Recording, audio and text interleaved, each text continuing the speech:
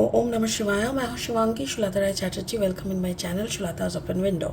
Gemini मिथुन, ये आपका रीडिंग है।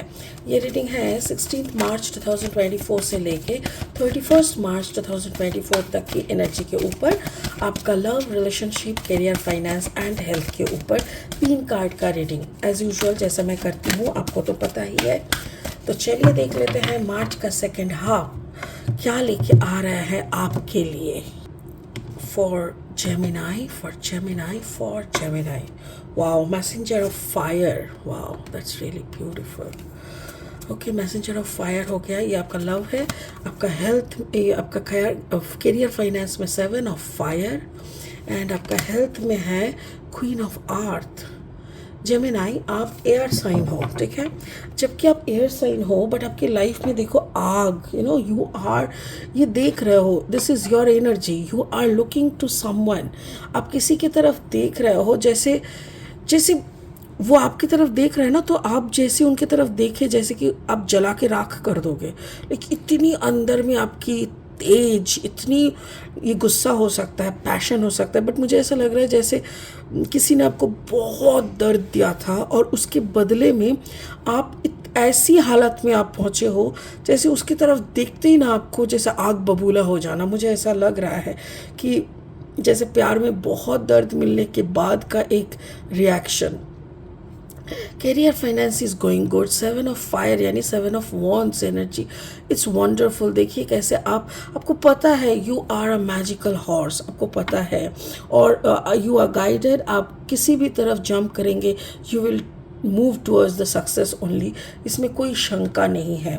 हेल्थ में है क्वीन ऑफ अर्थ, आप काफ़ी ग्राउंडेड हो, आपको पता है you are a queen, so you should live a life of a queen. So काफ़ी परफेक्ट है, इसमें कोई प्रॉब्लम मुझे नहीं दिख रहा है फिलहाल। स्पिरिट का ब्लेसिंग कार्ड है लक्ष्मी, माँ लक्ष्मी। देखिए माँ लक्ष्मी का जैसे अबांडेंस, फुल ऑफ अबांडेंस, आपके ऊपर पूरा आशीर्वाद है कि आपको वही मिले जिसकी आप हकदार हो, आपकी संसार भरपूर होके रहे, आप खुशियों से भरपूर होके रहे। माँ लक्ष्मी जिनके घर में बस जाते हैं उनकी कभी दारिद्रता नहीं आता, उनको कभी दर्द नहीं होता, कुछ प्रॉब्लम नहीं होना चाहिए फिर। तो ये कार्ड का तो ये मीनिंग है। बाकी आपके रीडिंग में ये कैसे फिट बैठेगा ये हम लास्ट में चर्चा करेंगे, ठीक है। फिलहाल लेनोर्मैन डेक से 3 कार्ड ले लेंगे और रीडिंग को आगे बढ़ाते हुए देख लेंगे कि अगर आप मिथुन राशि के जातक है या तो फिर मिथुन लग्न के जातक है तो आपका एनर्जी और इस रीडिंग का एनर्जी में कहीं ना कहीं आपको कुछ ना कुछ अच्छा खासा मैचिंग मिलेगा, ठीक है। वो क्या है? सिकल 10, okay fine, and the grave and the locket. Oh my god, oh my god, ऐसा लग रहा है जैसे आप बहुत कुछ के लिए तैयार हो। मार्च के सेकेंड हाफ आपकी ज़िंदगी में बहुत कुछ लेके आ रहा है मेरे ख्याल से। अगर आप नए हो मेरी चैनल पे, मुझे सुनते हुए आप एंजॉय कर रहे हो तो प्लीज़ मेरी चैनल को सब्सक्राइब करो और बेल आइकन को ज़रूर दबा देना ताकि मेरी बनाई हुई हर एक वीडियो आप तक ज़रूर पहुँचे। और अगर मेरी कंटेंट यूज़फुल एंड हेल्पफुल लगता है तो प्लीज़ इन कंटेंट को यानी मेरी वीडियोस को शेयर कीजिए, बहुत शेयर कीजिए और लाइक भी ज़रूर कीजिए, ठीक है। ओके चलिए, wow the star, okay, and then 8 of wands and then the queen of sword. दो रानी। अच्छा जी, ओके, शुरू करेंगे आपकी लव एंड रिलेशनशिप की कार्ड से। Messenger of fire number 1, then the card is sickle and then the card is star। देखो कार्ड्स को अगर आप एक के बाद एक देखोगे ना, ऐसा लग रहा है जैसे इनके साथ मिलना आपका नसीब में था। स्टार, ये आपका एक ऐसा पार्टनर है जिनके तरफ आप देख रहे हो, आप इनको अपनी ज़िंदगी से उखाड़ के फेंक दिया। You know this person is no more in your life, ठीक है। आपने इनको काट के फेंक दिया, बट इनका जो आना हुआ था, ये जो आए थे आपकी ज़िंदगी में, ये जो कुछ पल के लिए आपकी ज़िंदगी में रहे थे, ये नसीब का खेल है। कोई तो रीज़न है जिनके कारण इस इंसान के साथ आपका मुलाकात हुआ, इस इंसान के साथ आपका प्यार हुआ था, इस इंसान को आपने दिल दे बैठा था, इस इंसान के साथ शायद आपका शादी भी हो चुका था। जो भी है, एक गहरा रिश्ता बना हुआ था, बिकॉज ये नसीब में था। बट उसके बाद कुछ हुआ जिसके कारण आपने इनको उखाड़ के फेंक दिया था। नहीं चाहिए मुझे तुम, नहीं चाहिए मुझे तुम, ये रिश्ता मैं यहीं पे ख़त्म कर हम यहीं पे ख़त्म करते हैं। ऐसा एक सिचुएशन हुआ था। मेरे ख्याल से उसके जिस दिन आपने इनको मतलब निकाल के फेंक दिए थे, उसके शायद 10-12 महीना या 14-16 महीने के बाद ये बंदा फिर से आपके सामने आ रहा है, घुटने टेक के माफ़ी मांगने। यहाँ पे मुझे कम बैक दिख रहा है। मुझे ऐसा दिख रहा है जैसे कि आप, जैसे होता है ना, फॉर एन एग्जाम्पल मैं बताती हूँ कि आप किसी से प्यार किए, उन्होंने भी आपसे प्यार किया, अब आप दोनों में बहुत गहरा प्यार, अचानक से उस इंसान ने आपको निकाल दिया अपने लाइफ से। आप बहुत इंतज़ार किए, उसके बाद आपने भी डिसीजन लिया चलो तुम नहीं चाहिए, but I will see you in court. आपने इसके खिलाफ केस दर्ज कर दिए और एक ऐसा सिचुएशन क्रिएट किए कि बहुत सारे महीनों के बाद इसको फिर से आपके सामने आना पड़ा, घुटने टेक के माफ़ी मांगना पड़ रहा है। इसलिए क्यों माफ़ी मांग रहा है? ताकि आप वो सारी केसेस वापस ले और इसको मुक्ति दे। मतलब ये है अभी का स्टेटस। मेरे ख्याल से इस इंसान के लिए अपनी बहुत तड़पा है। Now is his or her time to come back to say sorry to you. Wow. Career finance में देखो 7 ऑफ फायर यानी 7 of swords energy, 7 of wands energy, मतलब कुछ ट्रैवलिंग है, कुछ जीत है, कुछ जान पहचान है, मतलब कुछ आगे बढ़ना है, कुछ अननोन की तरफ आगे बढ़ना है।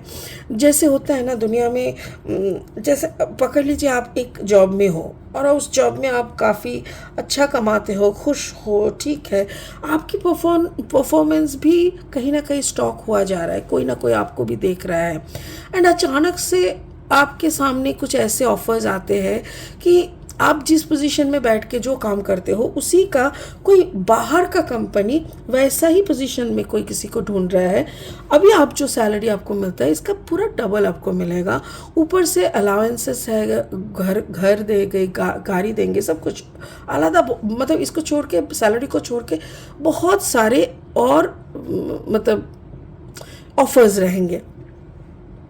और ये सुनने के बाद आपने तय किया कि चलो मुझे एक बार इंटरव्यू देना चाहिए। आप इंटरव्यू दे के आ गए, उसके बाद बहुत दिन हो गया, कोई खबर नहीं, आप भी अपने काम में बिजी है, आपके भी इतना याद नहीं। सडनली शायद आपके सामने वो ऑफ़र सामने से आते हैं, जो ऑफ़र एक दिन आपको लगा था शायद हुआ नहीं है, आपको लगा था शायद वो ऑफ़र के ऊपर मिट्टी डाल दिया, मतलब may be you didn't get selected, आपको सिलेक्शन नहीं मिला था, या आप सोच के आप उसको भूल गए थे। बट अचानक से आफ्टर 7 to 8 months, मेरे ख्याल से 8 महीना तो ऑब्वियसली, वो वहाँ से कम्युनिकेशन आता है और वहाँ से आपको बोला जाता है कि मिस्टर XYZ, आपकी ये जो मिस्टर और मिस XYZ, आपका ये जो आपने इंटरव्यू दिए थे तो उसमें आप you got selected and we want you for the next round, the whatever the may be the interview or the process whatever they will say. तो मुझे यही लग रहा है कि सेकेंड प्रोसेस के लिए शायद आपके सामने कम्युनिकेशन आएगा और ये अचानक से होगा जब आप इसको भूल चुके होंगे, अचानक से होगा जब आप इस विषय के ऊपर मिट्टी डाल दिए, मतलब इसको कंप्लीटली दफना दिए थे, कि आपका सिलेक्शन हुआ ही नहीं है, तो उसी वक्त आपका ये आया था एंड आएगा। और ये काफ़ी दिनों के बाद, मेरे ख्याल से 7-8 महीने पहले की कहानी है जिसका आंसर अब आएगा। तो एक बड़ा सा छलांग मारने का मौका आपको दिए जा रहा है, यूनिवर्स आपको दे रहा है। ये आपका करियर एंड फाइनेंस है। आपका हेल्थ में देखो, हेल्थ में तो आप एकदम महारानी बन के बैठे हो, क्योंकि आप एकदम श्योर हो कि you are in the winning side, ठीक है, आपको कुछ हारना नहीं है, कुछ प्रॉब्लम आपकी लाइफ में है नहीं। देखो, पहली बात तो है क्वीन ऑफ आर्थ, आप कंप्लीटली, जैसे इंसान जब पहले पहले दर्द महसूस करता है, पहला पहला दर्द जब महसूस होता है तब वो बहुत बहुत कुछ करने का सोचता है। बट जब धीरे धीरे गुस्सा, दर्द, सब कुछ वो पीने लगते हैं, शांत होने लगते हैं, कंपोज्ड होने लगते हैं, और उसका जो वादा है सामने वाले को तोड़ने का वो और कठोर होने लगता है, तब इसमें एक ठहराव आ जाते हैं। तो आपके अंदर वो ठहराव आ चुका है, आप एकदम कंपोज्ड हो, ग्राउंडेड हो, आपको पता है कि सामने वाले की तो हम बैंड बजा चुके हैं, अब तो उसको आना पड़ेगा। I am 100% sure. ऐसा टाइप का एक मेंटालिटी में आप सुकून के साथ बैठे हो। So you are grounded. आपको पता है you are fighting against your marriage और अगेंस्ट योर लव वन। आपके अंदर वो जख्म जो वो देके गया था, मे बी 1 साल 2 साल पहले या 17-18 महीने पहले, वो जख्म अभी भी ताज़ा है। बस उसको हटा के खुद को आपने जबरदस्त बना चुके हैं। Now you are the queen of sword, यानी अभी आप वो इमोशन में बहने वाली या बहने वाले नहीं हो। अभी आप दिमाग से खेलते हो, लॉजिक से खेलते हो। Now you are the queen of sword. अभी आपको हराने का कोई सवाल ही नहीं उठता, क्योंकि अभी आपको पता है कि जीत किसको कहते हैं। Wow, you are so determined, you are so grounded, you are so, आपका प्लान, आपका सब कुछ इतना परफेक्ट है ना अभी कि यू आर द विनर। तो एक विनर, जब इंसान को पता है कि आई एम द विनर, तो उनका कॉन्फिडेंस अलग हो जाता है। आपका हेल्थ में कोई प्रॉब्लम नहीं है, बल्कि आप एकदम ओवर कॉन्फिडेंट के, ओवर नहीं, मैं परफेक्ट कॉन्फिडेंट के साथ आप आगे बढ़ रहे हो, and you are moving towards the result. माँ लक्ष्मी, एग्जैक्टली, लक्ष्मी अबांडेंस की प्रतीक है। यहाँ पे जो ऑफर आ रहा है कामकाज के बारे में, वो ऑफर के ऊपर ही मुझे ऐसा लग रहा है कि ये बोल रहा है। तो माँ Lakshmi is offering you lot of abundance. आप खुशियों की हकदार हो। मेरे ख्याल से ये चैप्टर जब ख़त्म हो जाएगा, आप फिर एकदम से फ्री हो जाओगे, and you can have a beautiful life full of abundance. वाह, माँ लक्ष्मी की आशीर्वाद आपके ऊपर है। इसी आशीर्वाद के साथ और आगे बढ़िए और अपनी ज़िंदगी को सुकूनमय करिए, क्रिएटिव बनाइए और बहुत खुशियों के साथ रहिए। बाकी ये जो सारी चीज़ें होती हैं ना, अफेयर्स, लव, ब्रेकअप, धोखा, ये सब ज़िंदगी की एक पार्ट है। कोई ना कोई जन्म का कर्मा था जो आपने अभी पे ऑफ कर दिया। ठीक है, ऐसे ही सोच के छोड़ दीजिए और आगे बढ़िए। ठीक है, चलिए इसी बात के साथ इस रीडिंग को यही ख़त्म करते हैं। फिर मिलेंगे बहुत जल्दी। ओम नमः शिवाय का जाप करते रहिए। Thank you so much, bye bye.